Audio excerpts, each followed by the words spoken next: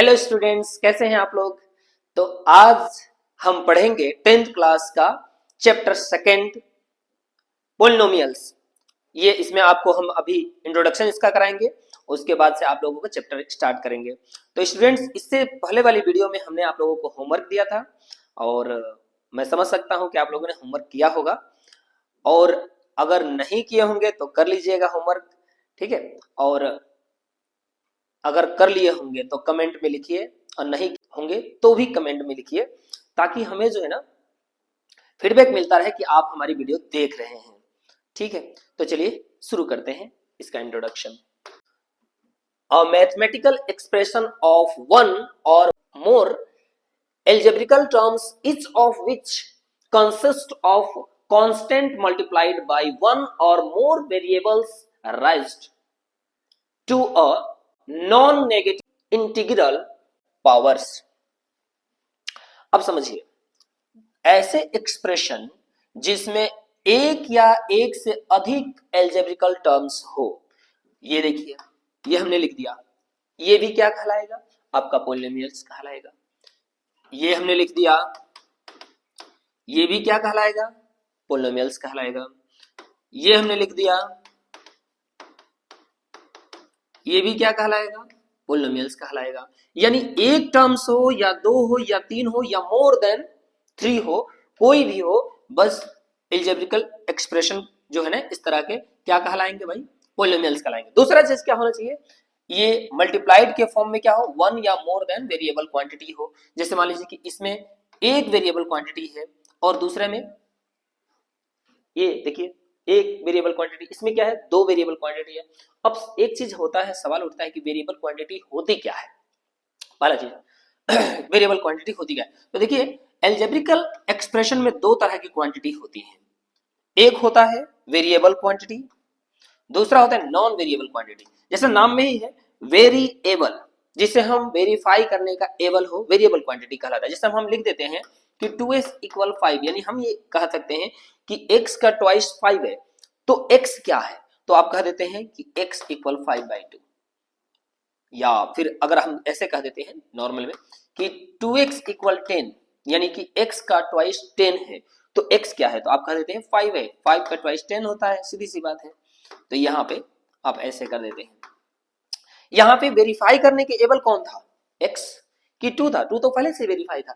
तो जो वेरीफाई करने के एबल होते हैं उसको वेरिएबल क्वांटिटी, जैसे x y z कुछ भी हम लिख देते हैं, जो जो है ना उस एक्सप्रेशन में दिया रहता है। दूसरा जो उसका मल्टीप्लाइड में होता है, ठीक है, जैसे 2 4 1 2 4 5 कुछ भी जो नेचुरल नंबर होते हैं उसे कहते हैं नॉन वेरिएबल क्वांटिटी। इसी तरह यहाँ पे एक वेरिएबल या मोर देन वेरिएबल्स नंबर हो सकते हैं जिसका पावर, इंपॉर्टेंट चीज यहाँ पे है, दो चीजें इसमें वेरी इंपॉर्टेंट है। पहला चीज कि पहले तो ये जो एल्जेब्रिक एक्सप्रेशन होंगे वो वेरिएबल और नॉन वेरिएबल क्वांटिटी से मिलकर बने होंगे, ठीक है।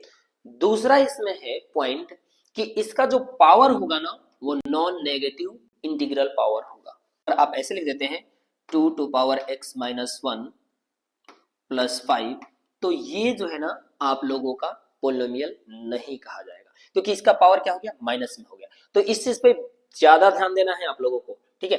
हमने क्या बताया कि या तो पोलिनोमियल क्या होगा, पोलिनोमियल्स के टर्म्स जो है ना मल्टीप्लाइड होंगे किससे, वेरिएबल और नॉन वेरिएबल क्वांटिटी से, ठीक है। अभी हम आगे बताएंगे और कुछ इसमें। दूसरा चीज, इसका पावर कभी भी क्या हो सकता है, नॉन नेगेटिव इंटीग्रल्स होंगे, ठीक है। यानी इसका पावर केवल और केवल होल नंबर होंगे, होल नंबर यानी 0 1 2 3 4 5, ठीक है। इसका पावर जो है फ्रैक्शन में भी नहीं हो सकता है, इसका पावर फ्रैक्शन में भी हम नहीं रख सकते। चलिए इसको आगे हम थोड़ा सा और क्लियर करेंगे, तो इसको ध्यान दीजिएगा थोड़ा आप लोग। अब देखिए, according to number of terms के नंबर के अकॉर्डिंग जो पोलिनोमियल्स हैं वो तीन तरह के होते हैं। मोनोमेल्स, बाइनोमेल्स और ट्राइनोमेल्स। मोनोमेल्स का मतलब होता है जिसमें एक टर्म हो, ये आप लोगों ने 9th में पढ़ा होगा, जैसे 2x। बाइनोमेल्स का मतलब होता है जिसमें दो टर्म्स हो, 2x प्लस 5 हमने लिख दिया। तीसरा ट्राइनोमेल्स मतलब होता है जिसमें तीन टर्म हो, मोर देन 2, यानी 2y प्लस 5। इस तरह के जिसमें एक टर्म हो मोनोमेल्स, जिसमें दो टर्म्स हो बाइनोमेल्स, जिसमें तीन टर्म्स हो क्या कहलाएगा, ट्राइनोमेल्स कहलाएगा। तो ये हो गया आप लोगों को। अगला है डिग्री ऑफ पोलिनोमियल्स। अब डिग्री ऑफ पोलिनोमियल्स क्या होता है, किसी भी पोलिनोमियल्स का हाईएस्ट जो पावर होता है उसको हम डिग्री ऑफ पोलिनोमियल्स कहते हैं। जैसे मान लीजिए हम लिख रहे हैं 5x square plus 2x to power 3 plus 7x plus 4, ये हमने पोलिनोमियल लिखा। अगर आपको इसमें कोई डिग्री पूछता है कि find the degree of this polynomials, तो आप देखेंगे कि सबसे हाईएस्ट डिग्री किसका है।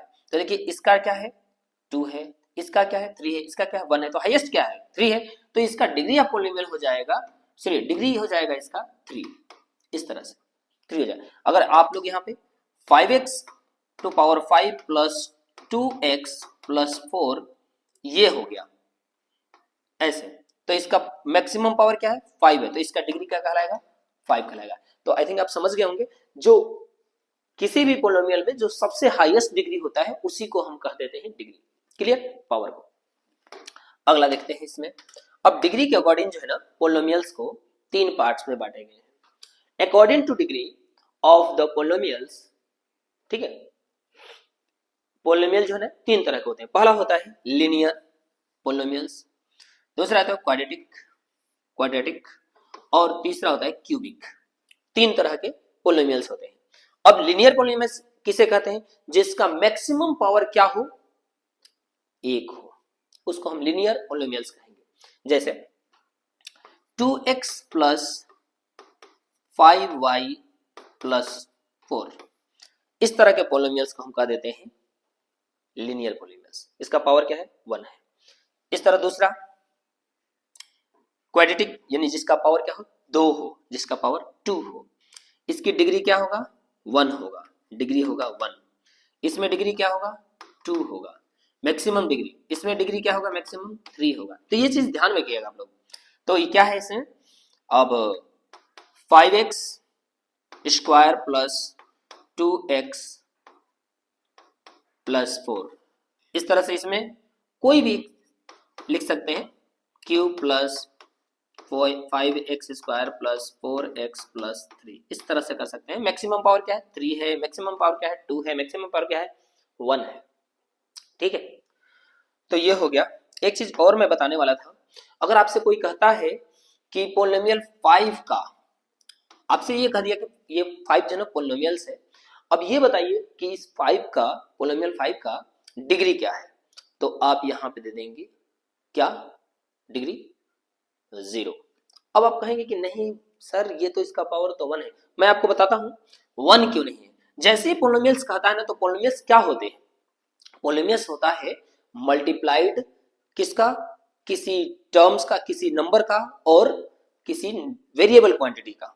ठीक है, तो इसमें जो है ना वेरिएबल क्वांटिटी x है और उसका डिग्री जो है ना क्या है 0 है, तभी जो है किसी भी नंबर का 0 अगर पावर होता है तो उसकी वैल्यू क्या हो जाती है 1 हो जाती है। तो यहां से ये 5 बना हुआ है, यानी इसका पावर क्या है 0 है, x का पावर क्या है 0, तो इससे डिग्री आपको इसमें बताना है 0।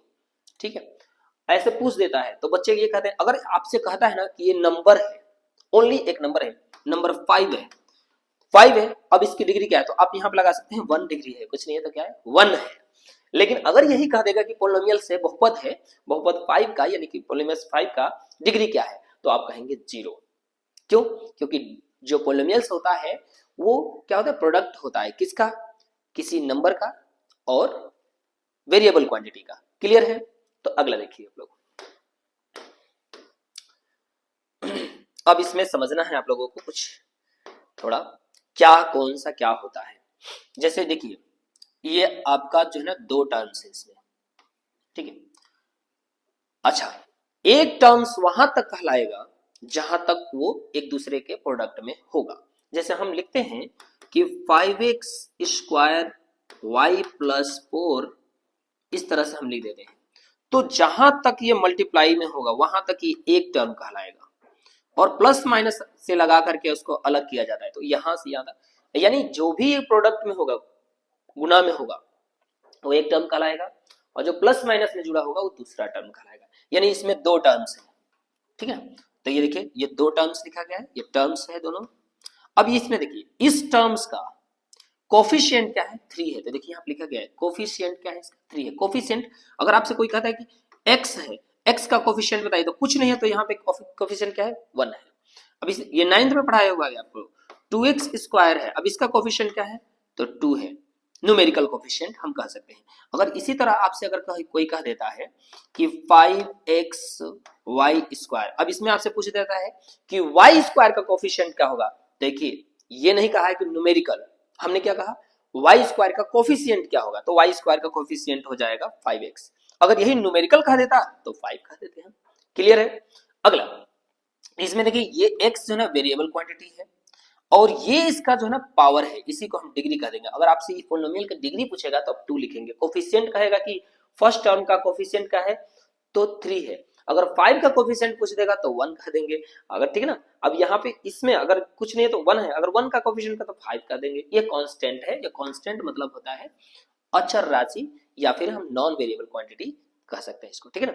ये इसको आपको फाइंड नहीं करना है, तो खुद पहले से ही फाइंड है, इसको फाइंड करना है, ये नॉन वेरिएबल क्वांटिटी है। क्लियर है। तो ये आप लोग समझ गए होंगे, ये कोफिशिएंट है, इसका डिग्री है, ये जो है वेरिएबल क्वांटिटी है, ठीक है ना, और ये पोलिनोमियल है पूरा। तो चलिए नेक्स्ट देखते हैं इसमें। अब है आप लोगों का इसमें कि जीरो ऑफ पोलिनोमियल, इसमें इसका जीरो क्या होगा, जीरोज क्या होगा। तो पहले हम इसको सॉल्यूशन करते हैं। अच्छा स्टूडेंट, एक चीज हम आपको क्लियर कर देते हैं, जीरोज वो होते हैं जो x की जगह पे रखे जाए, और x की जगह पे जैसे इसकी वैल्यू को रखे पूरा पोलिनोमियल क्या हो जाए, जीरो हो जाए, वो उसके जीरोज कहलाएंगे। और जीरोज उसके डिग्री पे डिपेंड करता है। अगर डिग्री 2 है तो इसके जीरोज भी 2 होंगे, अगर डिग्री 3 है तो इसके जीरोज भी 3 होंगे, अगर डिग्री 1 है तो जीरोज इसके 1 होंगे। क्लियर। अब समझिए ये पोलिनोमियल है, ठीक है। इसको हम इस पोलिनोमियल को कहेंगे वन वेरिएबल पोलिनोमियल्स। क्यों कहेंगे कि इसमें वेरिएबल क्वांटिटी क्या है, x है। अगर x y होता तो 2 वेरिएबल्स कह देते, तो यहाँ पे 1 वेरिएबल क्वांटिटी है। अब इसको हम फैक्टर करेंगे, आप लोगों ने फैक्टर करने जाना होगा। यहाँ पे क्या है, कोफिशिएंट क्या है, 1 है, 1 में 6 से मल्टीप्लाई क्या हो गया, 6। अब 6 को ऐसे दो पार्ट में तोड़िए, जिसको प्लस कर दे तो 7 हो जाए, और मल्टीप्लाई कर दे तो 6 हो जाए। तो यहाँ पे हम 2 3 और 1 में इसको तोड़ देते हैं, है ना। तो यहाँ 2 3 जा 6 और 1, यानी 6 में 1 ऐड करेंगे 7 हो जाएगा, 6 1 जा 6 हो जाएगा। तो हम इसको ऐसे तोड़ सकते हैं 6x प्लस 1x, 6 और 1 7x, और 6 1 जा 6, इस तरह से हो जाएगा। अब इसमें से कॉमन करेंगे हम दोनों में से x, x इन दोनों में से कॉमन हुआ x प्लस 6, और इन दोनों में से कॉमन हुआ 1 x प्लस 6। अब यहां से हम इसको कर सकते हैं दोनों में से कॉमन x प्लस 6, और यहां हो जाएगा x प्लस 1। अब यहां से आपका हो जाएगा x plus if x plus 6 equal 0 then x equal minus 6, and if x plus 1 equal 0 तो x इक्वल माइनस 1। तो यहां से हमारे दो जीरोज बन गए, पहला हो गया -6 और दूसरा हो गया -1।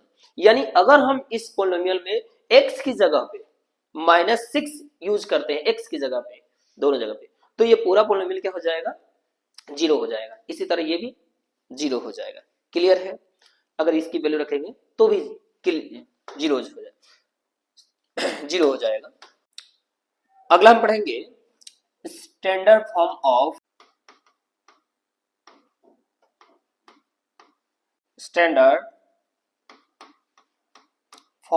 ऑफ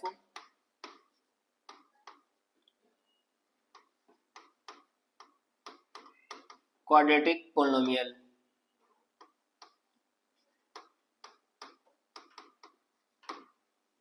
क्वाड्रेटिक पोलिनोमियल क्या होता है, इसमें ax² plus bx plus c, ये इसका स्टैंडर्ड फॉर्म होता है। where a, b and c is integers, where a, b, c are integers and where a, b and c are integers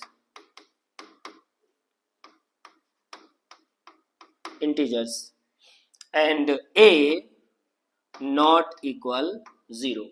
अच्छा ये इंपॉर्टेंट है, a not equal 0, b and c भले ही 0 हो जाएगा लेकिन a 0 नहीं होगा। क्यों?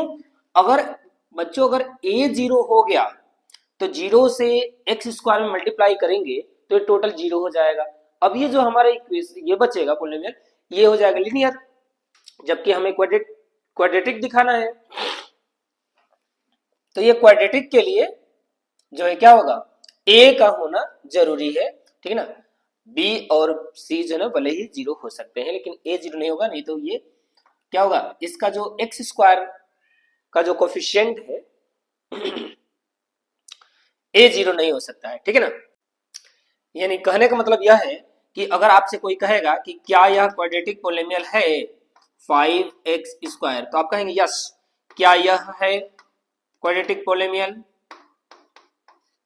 लिख कहेंगे कि हाँ ये भी है। कोई आपसे कहेगा क्या यह क्वाड्रेटिक पॉलिनोमियल है,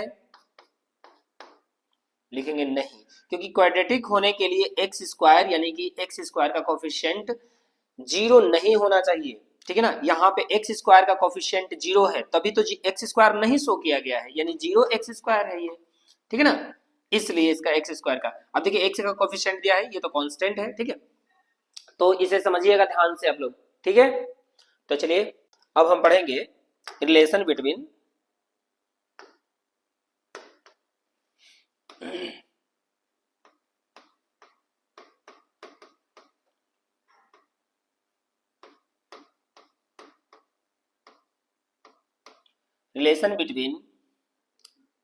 coefficient and zeros of polynomial।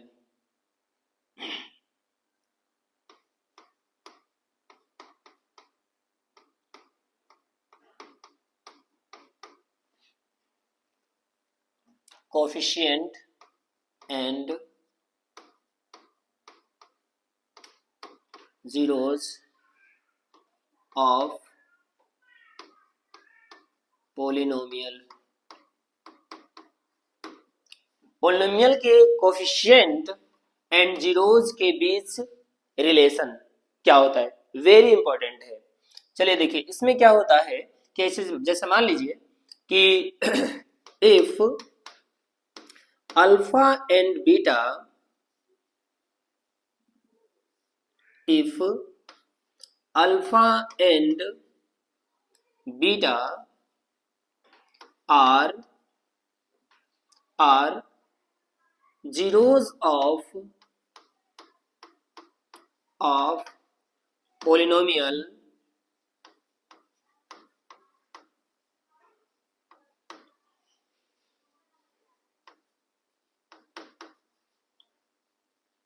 ax square plus bx plus c।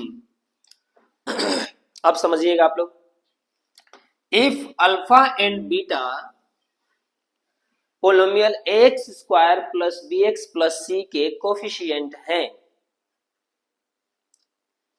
If alpha and beta are zeros of polynomial x square bx plus c, क्या है, जीरोज है।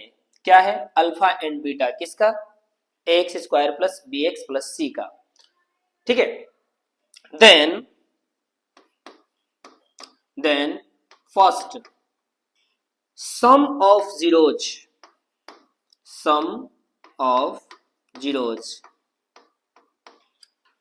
क्या होता है, अल्फा प्लस बीटा इक्वल होता है minus B by a.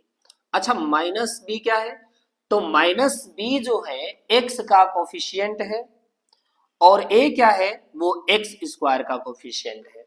यानी जो जीरोज के सम होगा, जो भी जीरोज आएगा उसका सम जो होगा वो एक्स स्क्वायर के कोफिशिएंट का नेगेटिव और एक्स के जो कोफिशिएंट का जो सम होगा जीरोस का वो क्या होगा, एक्स के कोफिशिएंट का नेगेटिव और एक्स स्क्वायर के कोफिशिएंट का रेशियो होगा। एक्स और एक्स स्क्वायर के कोफिशिएंट का रेशियो होगा नेगेटिव में। क्लियर। अब दूसरा है इसमें product of zeros, product of zeros. Product of zeros क्या होगा, अल्फा इंटू बीटा होगा। अल्फा इंटू बीटा इक्वल होगा सी बाई ए, यानी constant c by coefficient of x square, ये होता है। तो बच्चों इस पे बिल्कुल ही ध्यान देना है, ध्यान से एकदम से, क्योंकि ये आप लोगों के जो है ना क्वेश्चन को सॉल्व करने के लिए वेरी इंपॉर्टेंट है। ठीक है। Sum of zeros alpha beta हम मान लेंगे minus B by a, where b is the coefficient of x and a is coefficient of x square। ये क्लियर, इस तरह से हो जाएगा। अगर आप लोग के दिमाग में क्वेश्चन चल रहा होगा कि अगर मान लीजिए कि कोफिशिएंट जो है ना इसमें x का टर्म सी नहीं दिया, x का टर्म नहीं दिया, इसका मतलब b जीरो हो जाएगा। अगर कांस्टेंट नहीं दिया इसका मतलब c जीरो है। ठीक है, तो ये हो गया आप लोगों का। ठीक, अब हम पढ़ेंगे एक्सरसाइज। उससे पहले मैं इसको प्रूफ करा देता हूं तो अच्छा रहेगा आप लोग के लिए।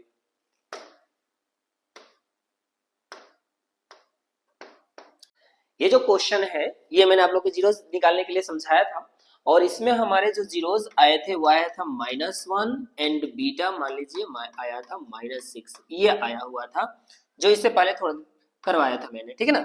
अब इसके हम जीरोस का जो है ना वेरीफाई करेंगे कि क्या जो है कोफिशिएंट और जीरोज के बीच जो रिलेशन हम बता रहे हैं वो सही है या नहीं है। यानी हम पहला लिखेंगे alpha plus beta equal minus B by A, और दूसरा होता है जो मैंने बताया है भी alpha into beta equal C by ए।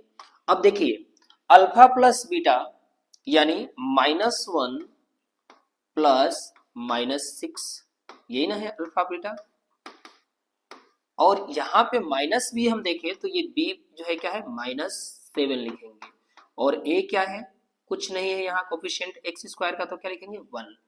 ये देखिए अब ये दोनों प्लस के होकर के -7 हो जाएगा और ये भी हो जाएगा -7। देखिए ये दोनों इक्वल आ रहे हैं, यानी sum of zeros minus B by A के इक्वल होता है। इसी तरह हम प्रोडक्ट ऑफ जीरोज देख लेंगे। -1 हमारा है अल्फा मल्टीप्लाई -6 है बीटा इक्वल सी जो है हमारा क्या है 6 है, और a जो है कोफिशिएंट ऑफ एक्स स्क्वायर क्या है 1 है। अब यहां से मल्टीप्लाई करेंगे तो माइनस माइनस मल्टीप्लाई होकर प्लस होता है 6 ये देखिए ये दोनों इक्वल आ रहे हैं। ठीक है, इससे वेरीफाई हो जा रहा है। तो चलिए अब एक्सरसाइज हम पढ़ेंगे। ये आप लोगों का इंट्रोडक्शन खत्म हुआ। अब हम नेक्स्ट वीडियो में इसका एक्सरसाइज 2.1 और 2.2 देखेंगे। तो आज के लिए इतना ही, धन्यवाद। चलिए ये देखिए आप लोग, और ये जो है ना आप लोग का लास्ट जो है इंट्रोडक्शन का लास्ट पार्ट है। ठीक है, क्वाड्रेटिक पोलिनोमियल बहुत ही इंपॉर्टेंट है। इफ जीरोज आर गिवन, यदि जो ना जीरोज गिवन हो तो क्वाड्रेटिक पोलिनोमियल क्या होगा, तो ये होगा x square minus sum of zeros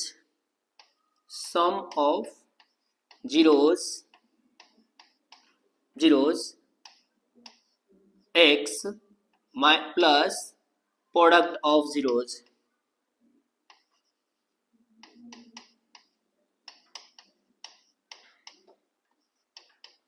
यानी आपका अगर शॉर्ट में फॉर्मूला लिखे तो लिखेंगे हम क्या इसका, x square minus alpha plus beta x minus plus alpha into beta.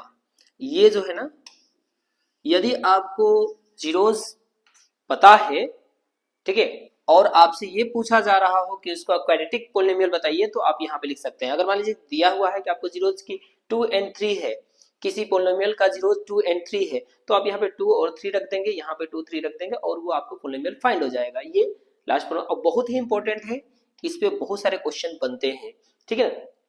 कभी कभी आपको सम ऑफ जीरोस दे देगा, तो कभी कभी अलग अलग जीरोस दे देगा, और इस फॉर्मूले पर रख करके आप उसे निकाल लेंगे। चलिए इसको हम जांच कर लेते हैं एक बार थोड़ा सा। हाँ, इसी पे देख लेते हैं हम इसको। तो इसमें हमने इसका जीरोस निकाला था, आप लोगों का क्या आया था इसमें, इसमें जीरोस आया था -6 और -1, ये दो जीरोस आए हुए थे शायद। अब इस पे हम इसको एक बार रख के दिखाते हैं आप लोगों को। एक्स स्क्वायर ये जीरोस थे, यानी अल्फा ये था और बीटा ये था आप लोगों का, ठीक है। तो यहाँ पे हम देखते हैं x square minus alpha plus beta x अब प्लस अल्फा इंटू बीटा, इस पे रखते हैं। चलिए एक्स स्क्वायर माइनस अल्फा की जगह पे हम रखते हैं इसमें -6 और प्लस बीटा की जगह पे हम रख देते हैं इसमें, ये से लार्ज ब्रैकेट बना लीजिएगा, -1 और x प्लस अल्फा की जगह -6 मल्टीप्लाई -1।